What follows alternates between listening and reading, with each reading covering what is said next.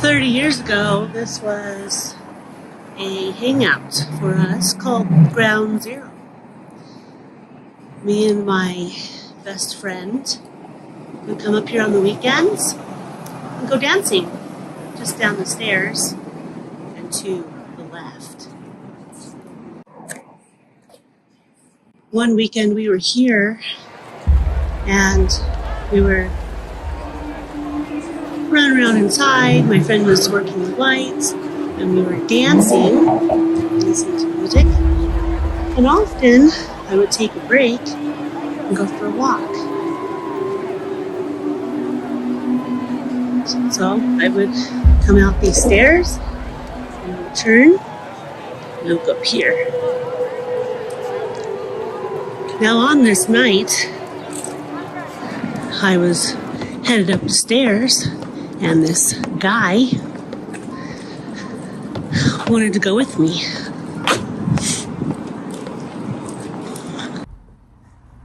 This guy had been coming to the club on the weekends.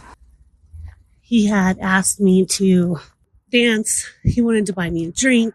One weekend, he asked me if I wanted to go home with him. Nicely, but firmly. I said no. Often, I would have walked around and went down one of the housing blocks and picked some roses and flowers and then went on up here to the cemetery. But this night, we went straight.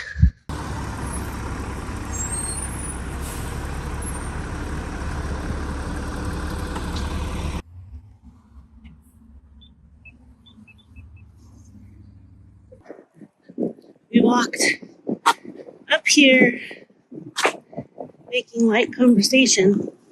And we came into Columbia Cemetery.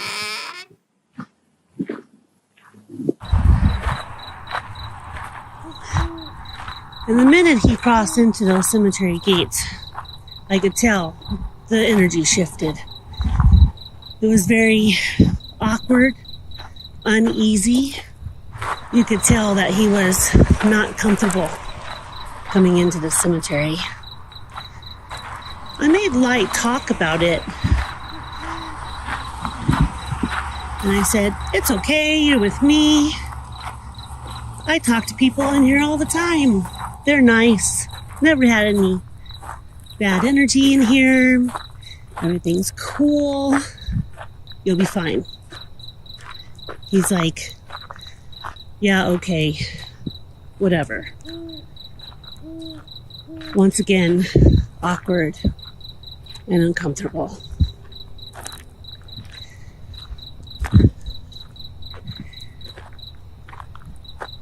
I did think about going back. I thought about it and I was like, maybe we should just try to go back. We'll walk down and then we'll just go back. We walked over into this side of the cemetery. It was very dark. I do remember the moon. I remember being able to see in the dark. Really didn't need a flashlight or anything. It wasn't pitch black. On those nights, you probably wouldn't want to come in here.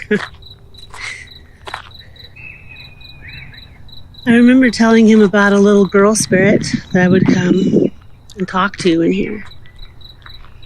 And she was waiting for her mom.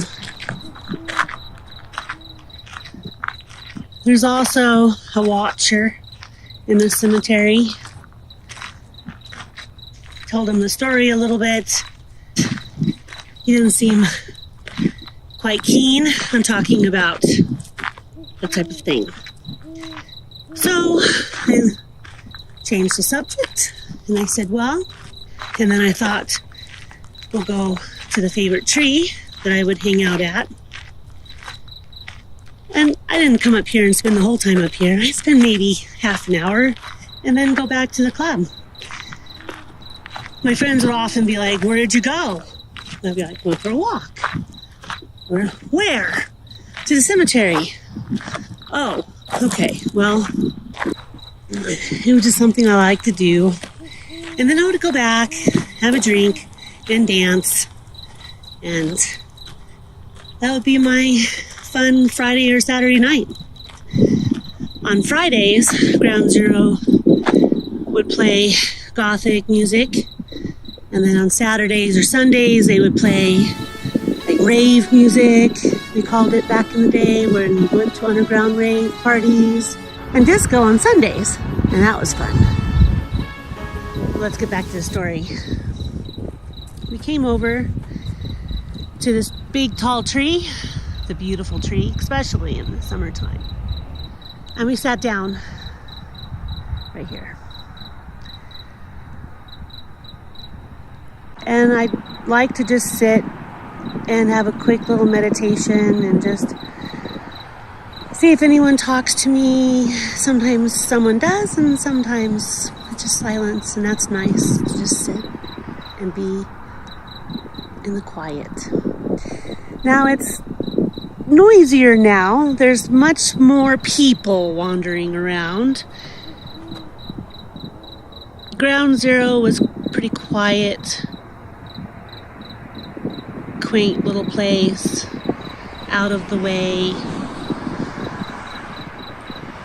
Up the street is a frat house party I went to. Well, there was a couple down the street. And up and over here, another one. That's another story I can tell as well. But right under this tree, we were sitting down. Well, he stood up, and I thought he was fixing his shirt, like retucking in his shirt to his pants. I did hear his zipper go down. Now that I look back on it, I don't remember it zipping back up. But anyway, the story goes, I am waiting for him to sit back down so we could just chill for 5 minutes, 10 minutes max, and then we're going back because this was awkward, uncomfortable, and I was getting over it. He was done with whatever he was doing, and he sat back down, and then he sat down really close to me.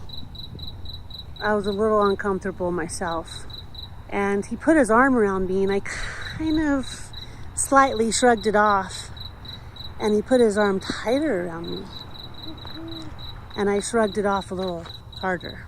Suddenly, he tightened his grip around my body, bringing his arm around my neck, and took his hand on my neck and violently shoved my head into his lap. And there I was met with something I did not want to see, feel, or touch. Instantly, I was pissed. He held me down there, slightly choking me, holding me down. And I'm screaming at him, "Get off of me, let me go. What are you doing? Stop it." And I am trying to get away from him. And of course, he's pretty strong, but I was pretty strong at the time too. And he wouldn't let me go. And we were struggling. And he was like, "You know you won it, blah, blah, blah," saying all this stupid stuff. And I was like, "What are you talking about? Let go of me." And so, reflex action maybe,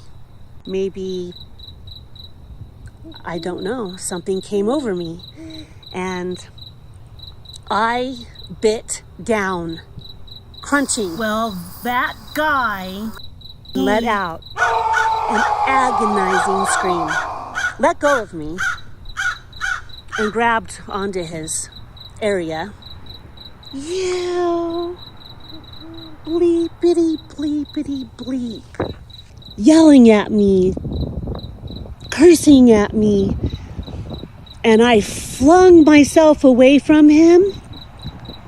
And I just remember him rolling over on the ground, and I took off and I started running, and I started running for my life because I knew he would come after me. Adrenaline took me over.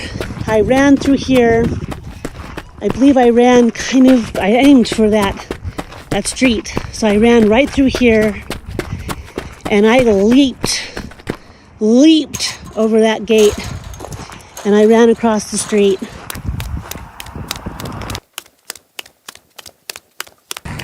I remember jumping over this fencing by leaps and bounds. I'm pretty sure I was helped by a special force energy. And I ran for my life down the street.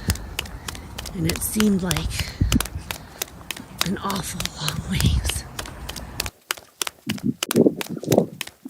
I ran down the street and he came after me, and I could hear him coming after me. And we ran and he caught up to me. And I believe it was these bushes that he pulled me into and started wailing at me. But I was pretty squirmy, and I just started fighting back as hard as I could. I punched him and I kicked him and I kneed him and I elbowed him and I got him in the eyes and I did everything I could. And I was able to roll away from him, and he reached out to grab me, and he didn't grab me. I flew out of these bushes, and I flew down the street, and across the street, and I went behind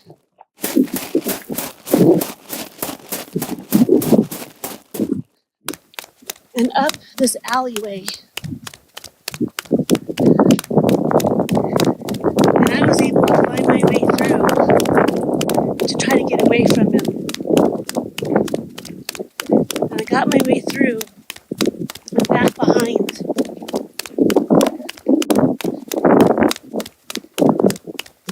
And he didn't come after me for quite some time. So I knew I had a chance. And I came over this way. And I knew I couldn't get to these houses. There was too much fencing. So I went around this house and I ran. Right behind this house, I remember I could cut through behind this house, all the way around the shed where that car is. And I went all the way around this house. And I was able to look. And I knew he was looking for me. I could see him. Over here. And this big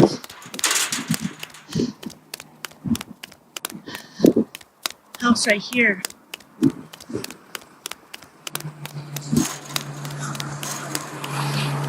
I was able to go through the gate right there. And I went through the yard.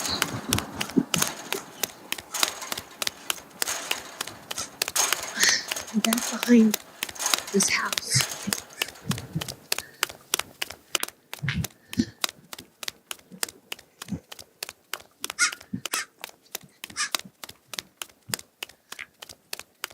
And I could go behind that second house around this building. Came over and I crossed the lawn of this big building right here. The steeple on top. I remember coming through, crossing the lawn. I went through the lawn and I came down to this next street.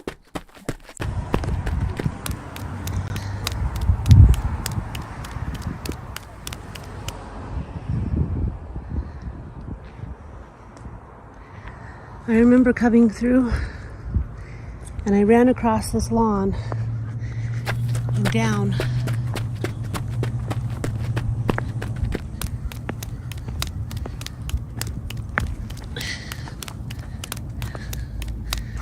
I don't quite remember it being this modern, but it was 30 years ago. The hill has changed quite a bit. Just busier, and I remember all the food and places. I ran down the street. Once I got here, I knew I was almost there. And I got a 7% speed.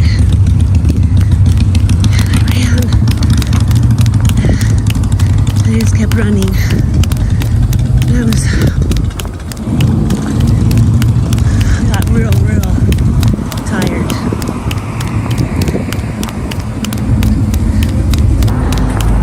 I ran down this hill. I remember my legs were numb. I was so happy to finally get here. And I turned this corner and I flew down those stairs.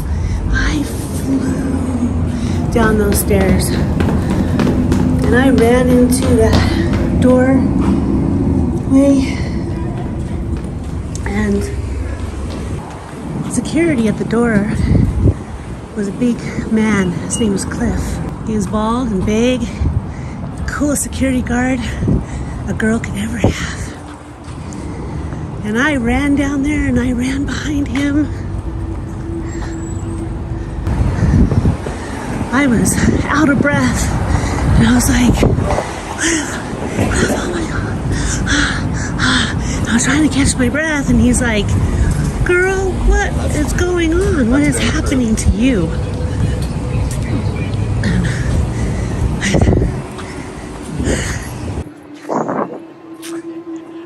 I said, that guy, he said he was going to go for a walk with me and he was going to protect me. And then we get up to the cemetery. He tried to make me, and he was trying to choke me, and my head in his lap, and I'm trying to tell a story and I couldn't breathe. He's like, what? What are you saying? What? And all of a sudden, down the stairs, where is that slang word? Where is she? Blah, blah, blah. He was furious. He was so furious, his eyes were black and red. Cliff goes, hey man, what's up? Where's that girl? Where's that girl?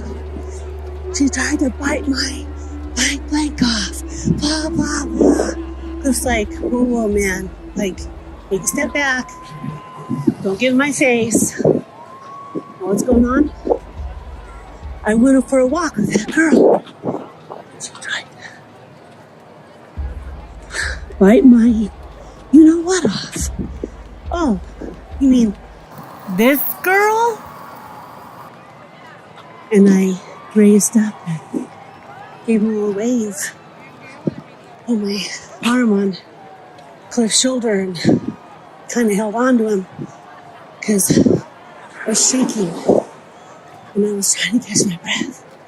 My legs were shaking. I was scared, trying to calm down, and I was also furious myself. So Cliff said, hey man, we probably should go. Well, I didn't do anything wrong. She's the one who wanted it. She asked me to go walk with her.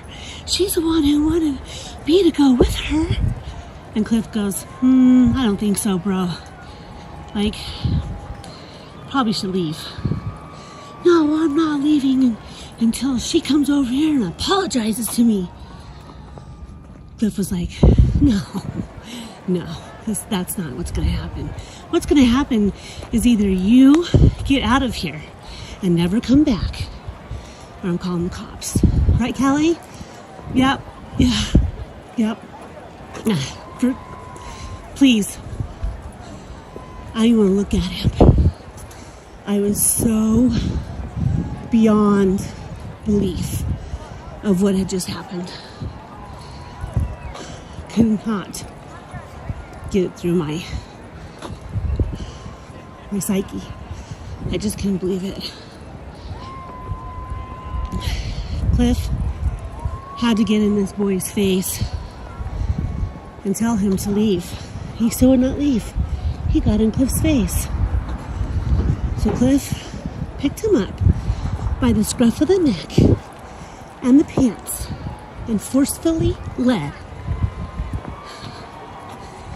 that immature piece of you-know-what boy and threw him stairs.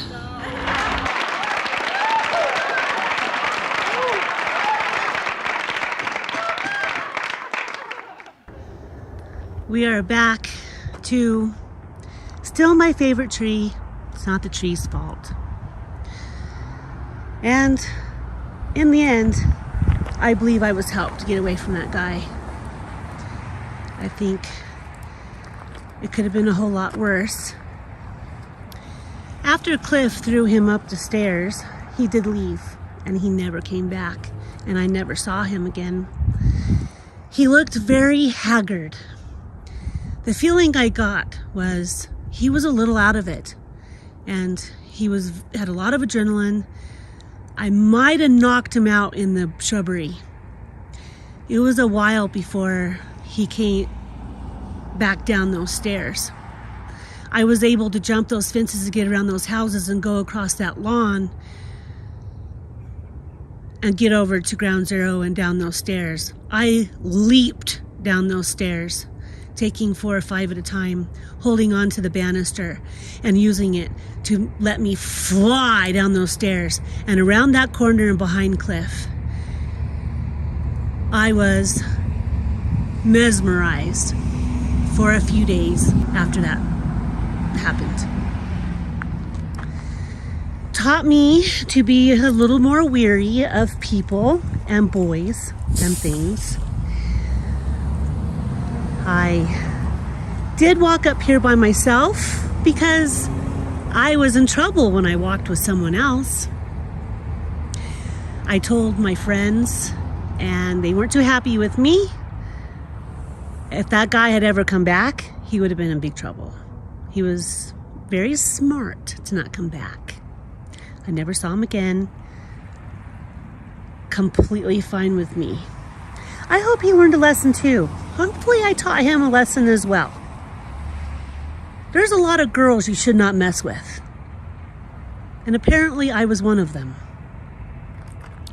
I also had been through a couple similar stories to this.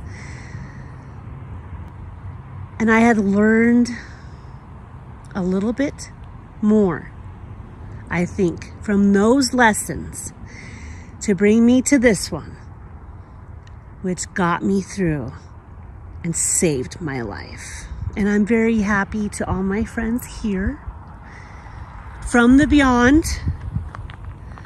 I thank each and one of you, because I know you helped save me. You helped me leap over that fencing. And I remember grabbing onto it and just my legs went right over it. I don't believe I'd ever done that before. I've always had to climb fences. I've never been able to leap over one, but that was pretty exhilarating. And I ran down that road and I ran for my life. I hope you liked my story today. It happened 30 years ago. Soon after this story, I would become better friends with my friend Todd, who is now my husband, for 30 years. Should have went on a walk with him up here. I promised him that I would never do that again. I haven't. Everyone I walk with, I know them. I make sure I at least know them. I really didn't know this guy. Not a good idea. Lesson learned. On to the next story. I would be back here to tell a story. I love the cemetery. It's very cool. I love the hill.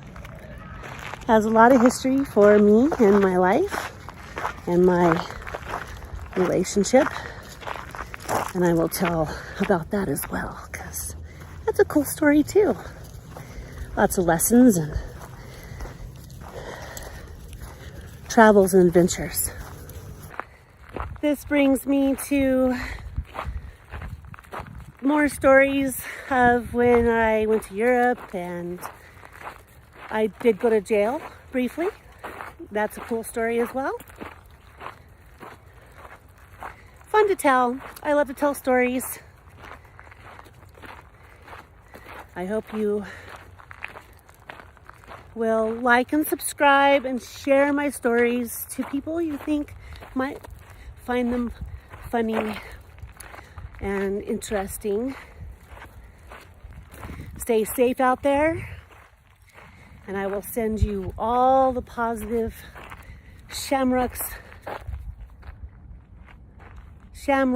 of prosperity and happiness. Thank you, and see you soon.